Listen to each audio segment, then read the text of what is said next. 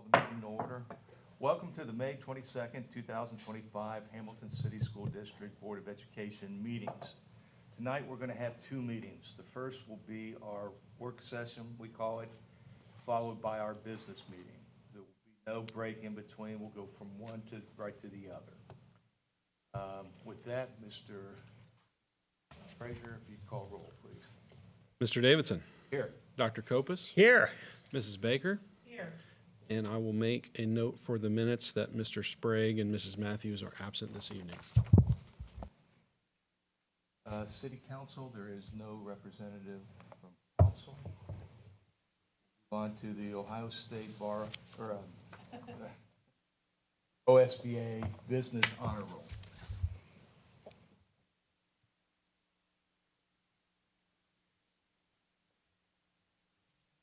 Well, good evening. As we know, the Ohio School Board Association allows for local school boards to recognize businesses in the community that help to give back and go the extra mile. This has been a practice that has started in recent years, and Dr. Kopus, I'm not sure how he stumbled upon it, but thought that it'd be a good piece for us. Hamilton City Schools nominated two businesses for this award this year, and both were awarded it. One of the recipients is here this evening. We just want to bestow some recognition to them. We are blessed with so many partners, but tonight, all eight up, I invite Mr. Brad Baker, if you'll come up here, please, to the podium. Brad is here from All Eight Up Pinball Garage, and he is a massive, strong supporter of ensuring our students have access to memorable experiences. One of the things that really went over and above and beyond was last year at All Eight Up, Mr. Baker threw out the option or the opportunity for all of our students who are attending prom, if they could not afford a meal, to come to All Eight Up, and All Eight Up fed them for free at no cost, out of the kindness of his heart. He has continued to help with different things of making sure kids have outfits, opening up his business to allow different donation groups to come in. I told him just recently at prom, I was able to come in and see they had a pop-up boutique, and he's just always making sure that our kids have experiences and find the fun in what they do. And so I'm just so impressed and grateful of your partnership and what you continue to do. I also really like your establishment, but that's a whole different story. But we just wanted to tonight to formally recognize you for being the OSBA, our first one ever on the OSBA Business Honor Roll. So we're hoping you'll hang this somewhere. And we just want to thank you for what you do for our community.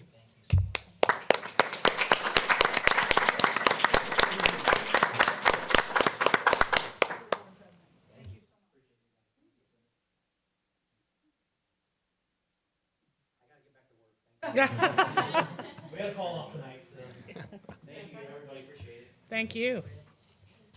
Our next is the Crystal Owl Award, another honor going out tonight. Yes, I love these kind of nights because we're able to recognize amazing contributions of both our community members as well as our staff. And so something that we do, we have great partners in Horace Mann. As we approach the end of the school year, we work to recognize individuals for their service to our district. We work with Tyler Jewell, Mike Hardy, and Tim Houghton from Horace Mann.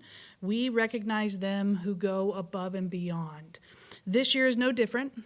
We are here tonight to honor a district staff member, the Crystal Owl Award. This award is presented to someone who contributes to the continued success of our district. Their efforts can go unnoticed sometimes, but their role in our district is vital, and so we wanted to take an opportunity to recognize this employee. She was lured here under false pretenses today, so she is still playing catch up on why she is here. She thought she had just a meeting here at the board. At this time, though, I want to invite our Executive Director of Business Operations, Mr. Jeff Kilby, to personally recognize this year's recipient. Good evening. I'm honored to take a moment to recognize and celebrate the dedication and service of Loretta Bryant, who has been an integral part of the Transportation Department since April 1st, 1996, April Fool's Day. But Loretta's career has been nothing but serious dedication, hard work, and commitment. For nearly 30 years, Loretta has exemplified what it means to be a reliable, trustworthy, and compassionate member of our team. As the mom of the department, she's the go-to person for guidance, wisdom, and a sense of family within the ranks. On those challenging snow days, Loretta is one of the few people whose opinion I trust and call upon, knowing she will always provide thoughtful and dependable insights. Loretta's record speaks for itself. Her diligence and commitment to safety have ensured that our buses maintain a spotless inspection record. Despite her primary role as utility worker, she continues to serve as a bus driver, stepping in whenever needed. Loretta, your nearly 3 decades of service have contributed immensely to the safety and success of our transportation department. Your unwavering dedication, work ethic, and kind-hearted nature make you an invaluable asset to our team. On behalf of everyone who has had the privilege of working alongside you, thank you for your extraordinary commitment, your leadership, and your unwavering dedication. You have truly made a lasting impact, and we are grateful for every mile driven and every inspection passed. We would like to recognize Loretta as our 3rd annual Crystal Owl Award recipient in the Hamilton City School District and ask her to please come forward to accept her award.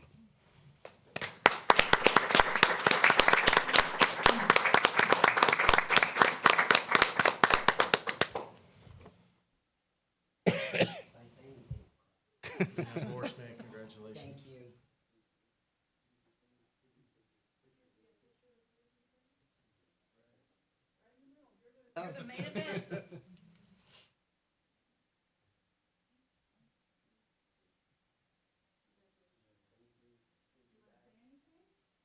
Yes, yes, yes.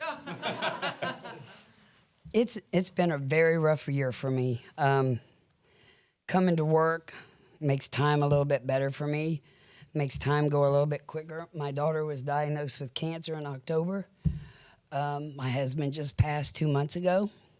So coming to work has been my outlet. And I guess I'm a mom to everybody because I guess I know everything down there, probably more than I should know. But I've loved working for the district, working with the kids, and I hope to have a couple more years to go. So thank you, guys. Thank you. Thank you.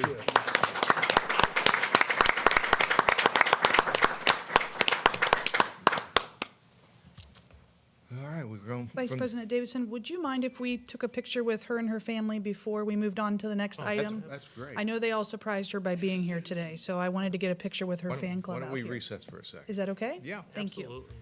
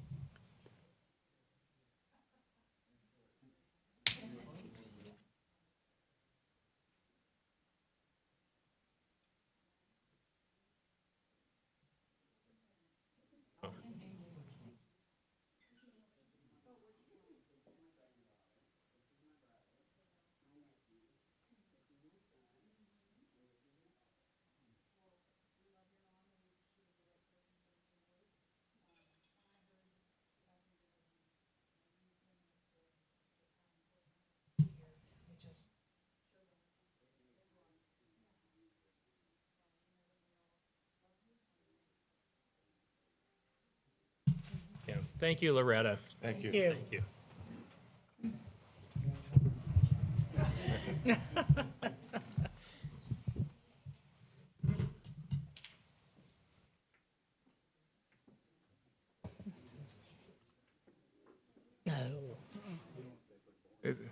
This might be a good opportunity if you want to leave to go now. 'Cause we're going to get into this budget here in a minute. That's why I thought it'd be good to get their picture Yeah. now.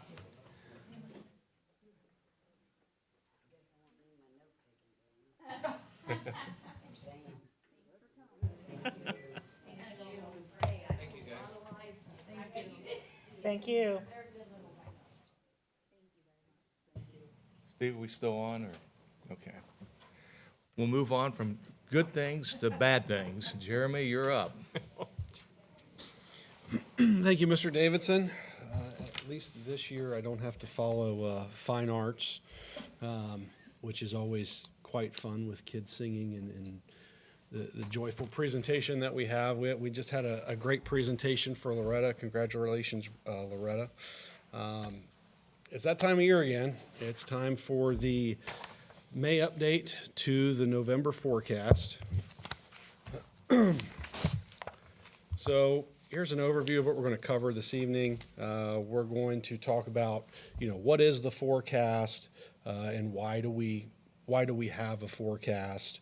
We're going to look at how we generate revenues and how do we spend those dollars.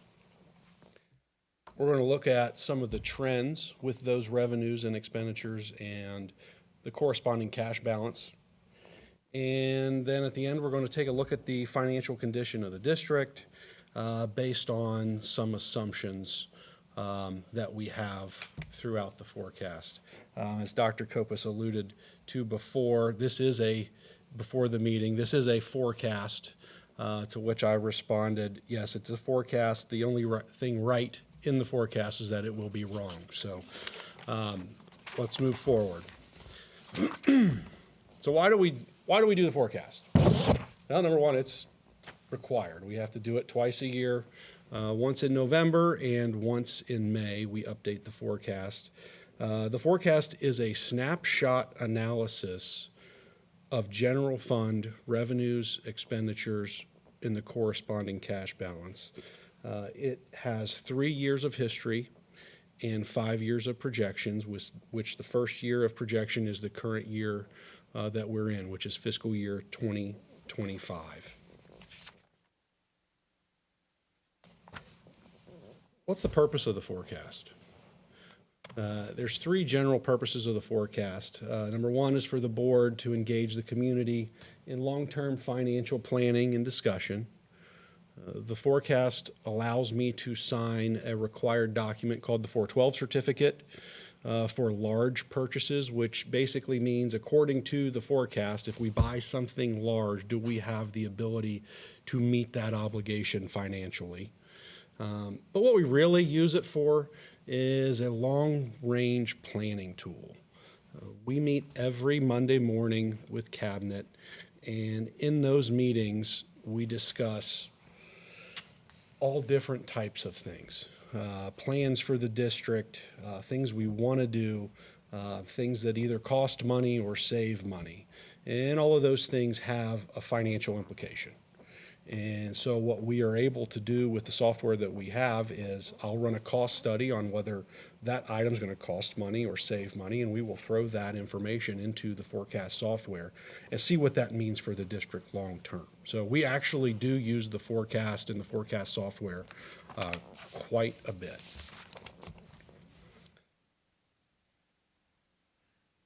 So here's our general fund revenues. We can see we get 20% of our revenues from the local taxpayers, and that comes through property taxes. We get 75% of our revenue from the state, and that comes through what's called the Fair School Funding Formula. That's what we currently have now through the state, and we get those payments twice a month. And then we have 5% we get into an all other revenue category, and most of that is various reimbursements, the largest of which is a Medicaid reimbursement. We're supposed to get a rather large one here next month, and interest makes up a large part of that as well. Here's our expenditure categories. Just like every school district, the bulk of our general fund expenditures are personnel costs, and that's salaries and benefits. We have about 13% in the way of purchase service. The major categories in that category are utilities and contract services for special ed students. And then we have all other expenditures, which includes school supplies and bus fuel. So now we know where the revenue comes from and how we spend it. What are our trends looking like? So we can see the blue columns represent total revenue. The red columns represent total expenditures. And the green line running through this image is the corresponding cash balance. So in 2025 projected, you can see the blue column is slightly more or slightly bigger than the red column. And that indicates a surplus. So that's where revenues outpace expenditures. And you can see the blue columns throughout this image. In FY26 and 27, they're basically stable. And we'll get into why that is here in a minute. And then in FY28 and 29, you can see revenues dropping off a little bit. Meanwhile, expenditures throughout the forecast period are increasing.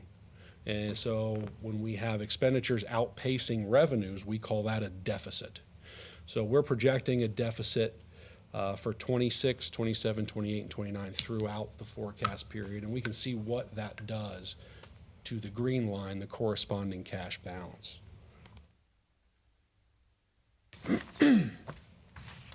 So we talked about the forecast being, a projection. So with that, there are a lot of unknowns that we are making assumptions on. The largest of which is the biennium budget and what's going to happen with that. Right now, we're about halfway through the budget process. So in January, Governor DeWine came out with his goals and what the budget looked like in his eyes. The House has subsequently passed what they feel the budget should look like. The budget is now in the Senate.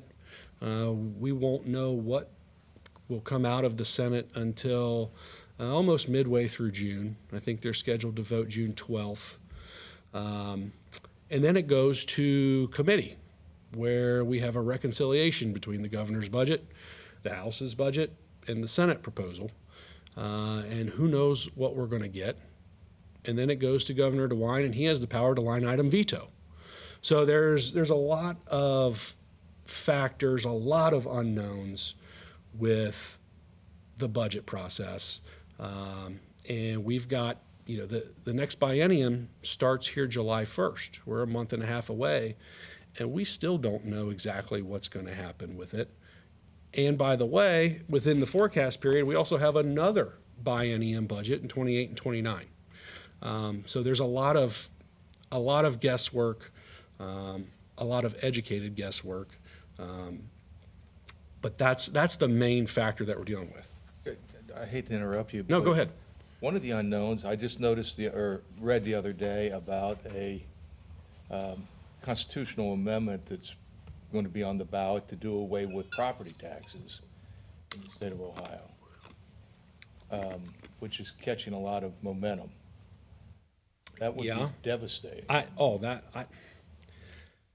don't know how that would ever go through. I mean, just for, obviously, schools are heavily funded. I mean, we're only about 20% funded on property taxes. There are some districts in this county that are the exact opposite of us and are like 80% funded on property taxes. So we're 75% funded on the state, 20% funded on taxes. There's districts that are the exact opposite. What would happen if property taxes went away for those school districts? Just think about all of the economic development deals that we've done a lot recently that are based on Property taxes. generating revenues for these projects through property taxes. I don't know how that would ever make it through. I mean, I'm sure there's a ton of constitutional challenges that would be, I mean, it would just be a nightmare if property taxes went away. It's going to be on the But who ballot. knows, right? But yeah, that's another unknown, property taxes. What's going to happen with value increases throughout the next 5 years? We are assuming kind of a back to normal value increase, not the extremely, the spikes that we've seen in the last couple years. Legislative changes is on there as well, just like you mentioned, Mr. Davidson. And then another unknown throughout the forecast period is every negotiated agreement that we have expires before the forecast, or throughout the forecast period. So what's going to happen with that?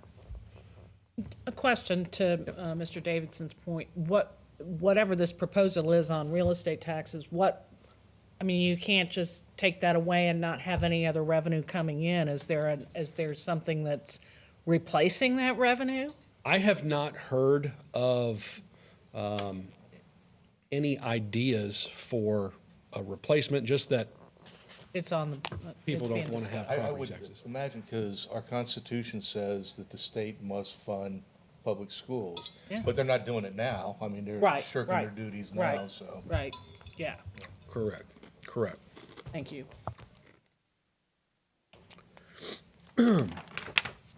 So there's a lot of guesswork that goes into these forecasts, is the point of that slide. We've got quite a lot of updates from the November forecast. And the main item, again, is the biennium budget.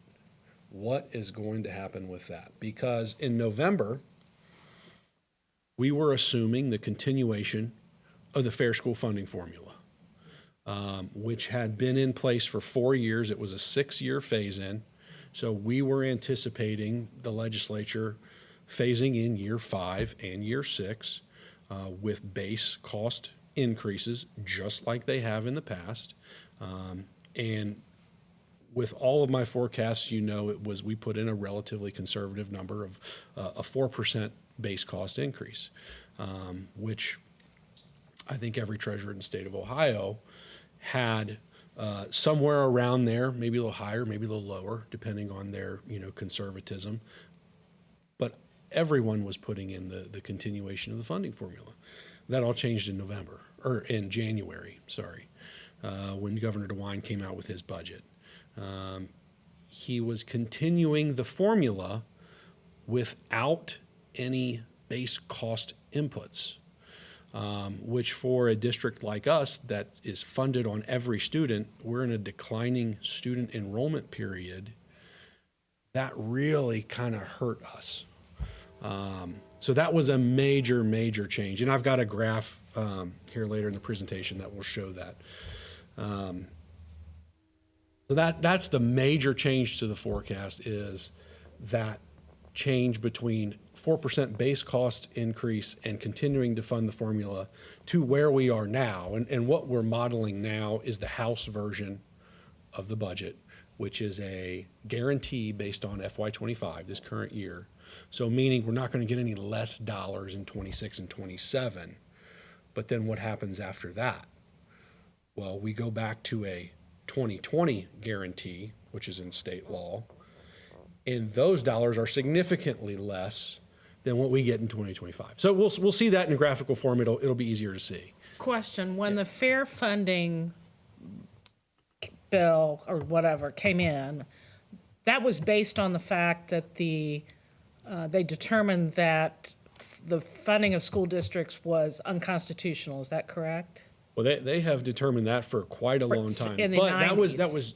that tried to be the answer to the problem. Right, that's what I'm saying. So now we've gotten halfway through that, and they've changed it again. We were 2/3 through it. Yeah, Yeah. we were 4/6 through it. And they decided there has been no decision yet. Anything could happen in reconciliation. Yeah, But I don't think it's going to be very favorable. right. I don't think there's going to be continuation of the formula with increased base cost coming in for next year. So that's the major change. When you're talking about a line item that's 75% of your revenue, and you really don't know what in the world's going to happen with it, it's tough to make these forecasts, but we have to be conservative in our measurements. Mr. Frazier, can I add one piece in there? As he talked about, 75% comes from the state. That other 20% is locally generated through property tax. Part of the budget proposals right now attack both pieces of that. The amount coming in on the state side, as well as the money that we get from local dollars. So this budget is more contentious than any one we've seen before, because there's multiple facets that can really affect the dollars to help facilitate our school district. Absolutely. Good point. A positive update from the November forecast is interest earnings. So in November, the analysts, we were pricing in 2 Fed rate cuts in calendar year 25. We have yet to have a rate cut. So interest has remained strong, so interest earnings are actually up compared to where I had projected them in November. And then we also got a large one-time reimbursement for a copier buyout that happened in 2021. We received a check for $318,000 just a couple weeks ago, which I had not priced in for this forecast period because truly I didn't know when it was coming. I knew it was due to us, but had no idea when it was coming. So those are the major updates from November. On the expense side, I mean, we're really tight on the expense side. We monitor expenses daily. We're pretty much right where we thought we were going to be in November. So there's not really a change from November on the expense side. It's just all on the revenue side. And also, we've been very strategic through the years in making sure that our staffing levels are sort of right-sized to this. And as we look at the future and as people start as teachers retire, whatever, we're projecting that in there. And we've been, I have to say that to the administration that they've done a really, really good job of that, so. Yeah, you're exactly right. And that's something that you have to do when you are funded per pupil, and especially when you're in a declining enrollment environment like we are. So, yeah, the administration has done a fantastic job about being smart and capturing those things where we can I think capture we've them. been fortunate that, through attrition, we have Yeah, been able that's to what I'm maintain. saying. Correct. Yeah, Right. I do think it's important to add that we have right-sized that without teachers losing their Yes. jobs. Yeah. We have Yeah. not laid off, we have not done those pieces, but we've captured, as our enrollment has gone down, we've had to right-size. Yeah. We wouldn't be fiscally responsible to keep our staffing at the same level. Right. So we're very strategic in that, which I think is what you were referring to, Ms. Yeah. Baker. Sure. So this is the graph that I was referring to earlier. The dotted lines, if you can see that on the image, refer to the November forecast revenue projection. And so what that looks like is a base cost increase and continuation of the funding formula, which we all know in January that took a hit, and now we are projecting flat revenues from the state. We're projecting the House version of the bill, which is a 2025 guarantee. So you see a flat line from 26 to 27, but then it goes down to the 2020 guarantee, which is in current law, and that's where we have a major change between what we thought we were going to have and now what is currently out there. But like I said, who knows what's going to happen? We have yet to see the Senate proposal. We have yet to see budget reconciliation. We have yet to see the governor who has the ability and the power to line item veto. So this is, again, it's a conservative estimate, but this is what we know, and this is what we have to do with the forecast. It's a snapshot analysis. This is what we know at this moment in time. But I like this graph. This is a new graph, and I thought it was very interesting and tells the story of what we thought we knew in November and what we think we know now and how those have changed. Days cash on hand. This is something that's always in the forecast, but this is a new slide for the presentation. I thought it was interesting. Basically, what that means is if we stopped receiving revenue today, how long could we operate with cash reserves that we have on hand? We're going to end the 2025 fiscal year somewhere just north of 170 days of cash. It's very interesting. There are some legislative items out there that are looking to reduce our cash balance. And what that means for the district and what we're hearing is about 30% cash carryover, which would put us somewhere about 110 days of cash, which if you can see the graph, we're headed there anyway. As are most school districts, as we come out of artificially inflated cash balances due to an influx of federal COVID dollars. So if you look around the state, everybody has a nice cash balance now, but we're kind of getting back to normal. And so I thought that was an interesting graph, an interesting piece to put out there, that the state wants to cut us immediately down, and we're heading there anyway. So I thought that was just an interesting piece to put out there. And then in summary, again, the largest change from November to May is going to be that what's going to happen with the biennium budget. You know, we talked about interest, and we talked about you know, a one-time payment and our expenses being tied and that kind of stuff. We're so reliant on the state budget. That's the big change from, again, what we thought we knew in November to what we think we know now and moving forward. So what's going to happen? Are we going to have a continuation of the budget with no base cost inputs? Are we going to be on a guarantee? What's going to happen with that guarantee when this biennium budget's over? Is it going to go to 2020? Are they going to legislate something else? Is the Reconciliation Committee going to come up with something completely new that we have not planned for and don't know anything about? Is Governor DeWine going to veto certain items that could potentially help or hurt us? I mean, it's the May forecast prior to a biennium budget is always the toughest one, because in being so heavily reliant on the state, it's harder for us than other districts to plan and to know what's going to happen with that line item. Many moving pieces. Yeah. That makes it tough. I mean, it's trying to kick a field goal with a moving goalpost. But again, we've got smart people. I've got complete faith in the board and in our administrative team. We'll battle through it and we'll figure it out. And that's my presentation. I'd love to take any questions that you have. Well, to your point, Jeremy, I feel very comfortable with the administrative team.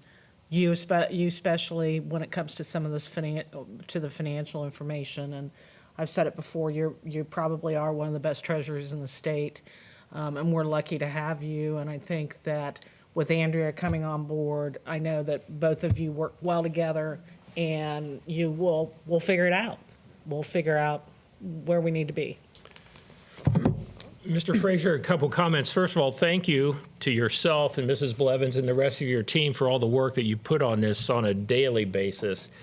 And thank you also for pointing out that this is truly a projection, and it's based on so many multiple variables and unknowns that literally could change daily. And the end result of this forecast is certainly not written in stone yet. I hesitate to say this, but I'm going to say it anyway. We've seen the governor's proposal. We've seen the House's proposal. We have not seen the Senate's proposal yet. Correct. But your average citizen sitting here looking at this and paying attention to the legislators would think they're trying to destroy public education, which in my mind is criminal. And isn't it true that about 90% of the students in this state go to public education institutions? Yes, statewide, it's roughly 75 to 100%, depending on the community. Yeah. But overall, state average is about 90% total. I don't know. I'm, of course, interested to see what the Senate's proposal is, and then also the budget reconciliation. But yeah, this is true, and I've heard people refer to it as an assault on public education, and Heard that too. that's terrible. To your point, Dr. Kopis, there was a study that you had, Mrs. Blevins, that showed where Ohio stood in spending on education and where we stand as a whole to the country. Can you tell me? I think I know where it is. Yeah, so it was a study done in 2023 Yep. of the amount of money that the state puts on public education. And of our 50 United States, we were ranked 45th out of 50. We were in the lowest 5 in the country of state dollars that go to fund public education. And the Which- problem we have now is the folks up in Columbus want to put it back on the local taxpayers. Yep. Our Constitution doesn't say that it shall be funded by the, the Taxpayer. local tax, property tax. It says by the state. Which, They want to fund other projects. and that's the hard part for school districts. That's our only funding mechanism other than the state is our local property taxes. And that's the hard spot that it puts public education in, because we're reliant on what the state does and chooses to fund, and then what local, what the communities can support. I am very proud of our district, and we've been very good fiscal stewards of our money. We have not asked for new money in Hamilton City Schools in a number of years. But, it sure does seem the writing on the wall is to put that more to our local communities, and I just, it's really detrimental. The problem is each different piece of these budget, if you really read all these different pieces, there's 3 different assaults, if you will, that can hurt us as a district, all districts in the state of Ohio. And, I truly believe, I've said this to many of you in this room, public education is the American dream. That's the equalizer, depending on where you come from or your household or, the education level of your parents. That is the equalizer, and every kid deserves a quality public education. Mrs. Blevins, the stat that you just mentioned, that we're 45th out of 50 states, that's ridiculous. That's embarrassing. And I agree with Mrs. Baker. We should be very proud of our administration and where we currently are now financially. The equation to me is fairly simple. If you want the best product, you've got to pay for it. And being 45th out of 50 is certainly nothing to brag about. Nope. So, Jeremy, thank you. yes, thank you. Thank you. Stay Yes. tuned, yeah. We will move into the open session. I'll call it to order. Let's stand for the pledge.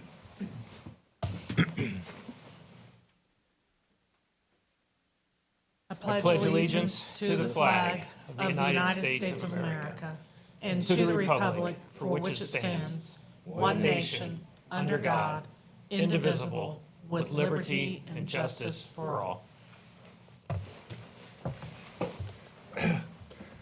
I would entertain a motion to approve the board agenda. I'll make that motion. I second. Roll call. Mrs. Baker, Yes. Mr. Davidson, Yes. Dr. Kopus. Yes. Entertain a motion to approve the minutes from the last meeting. I think everybody got a copy of those. I'll make that motion. I second. Any discussion? Okay. Mr. Davidson, Yes. Dr. Kopus, Yes. Mrs. Baker. Yes.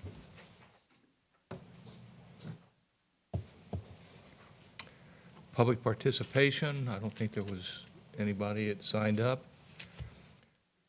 Mrs. Blevins, it's on you. Yes, good evening, Vice President Davidson. Just a few things this evening that I want to update the board on. One, I would be remiss if I didn't mention happy last day of school to all of our students and staff. It's hard to believe, I know I say that every time we talk about the end of the year, but that we're here. I know our staff are ready for a little bit of a reprieve and some relaxation, but it's been an amazing school year, so I just want to thank all of our staff, students, and families for all they're doing. I do want to make sure that our families know that our Big Blue food truck, flyers went out as part of our Friday Connection this week, have been last number of weeks, but this is a food truck that travels. It will be at 4 different parks this summer, once a week at Jim Grimm Park, Milliken Woods, Bennyhoffen, and Crawford Woods. They provide 100% free meals to any child under 18 years of age. Adult meals are only $5.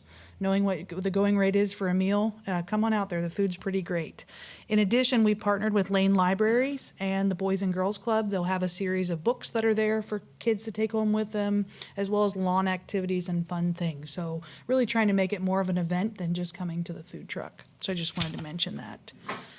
I also wanted to give a final congratulations to the class of 2025. We had a great graduation on Wednesday evening. We also, last night, I know Dr. Kopis and I were able to attend the Hamilton Community Foundation Scholarship Celebration and to see the number of our students who were receiving multiple scholarships was just so enlightening and exciting to see. I just want to remind our community that this is our last evening board meeting for the next few months. We are shifting our meetings to 9 a.m. in the summer. Our next meeting will be on June 12th at 9 a.m.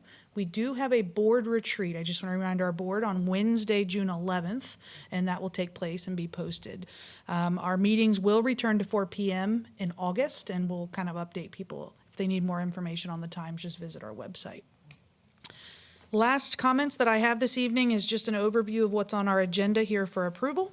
Here in a minute before you, you'll have HR agenda, which includes personnel. There's actually a large number of personnel on the agenda. We actually have the appointment of a new assistant principal, which we'll introduce once we get through the vote there. We also, once a year, put through the limited contracts for all of our teachers who do not have a continuing contract with the district. So you will see there's a very large list on there, and so those will go through tonight, as well as an MOU with our union to ensure that we have safety checks for our bus drivers. So you'll see those on there. Under our consent agenda, we have a number of different items on there, ranging from curriculum and instruction, special education, and business. Those are my comments for this evening. Well, thank you. And I want to commend everyone on the graduation. That was- Yeah, it was very It nice. went off very nice. It and did. Yeah. Perfect. Human resources, is everyone okay combining A, B, and C into one motion? Then I'd entertain a motion on that. I'll make that motion. I second. Okay, Mr. Frazier? Dr. Kopis, Yes. Mrs. Baker, Yes. Mr. Davidson. Yes. Move on to the consent agenda. Before we move on, would you mind if we introduce our Oh, new you're right. I had to assistant note here to principal? do that. Yes, Board of Education, I would like to formally introduce. She is not a stranger to the district. She's actually a legacy. I'm saying that for Mr. Head back there. He always tells me he is now introduced as April's father instead of Larry's daughter. But I want to introduce Miss April Brooks. She is a current instructional coach in the district and is now going to be the assistant principal at Garfield Middle School.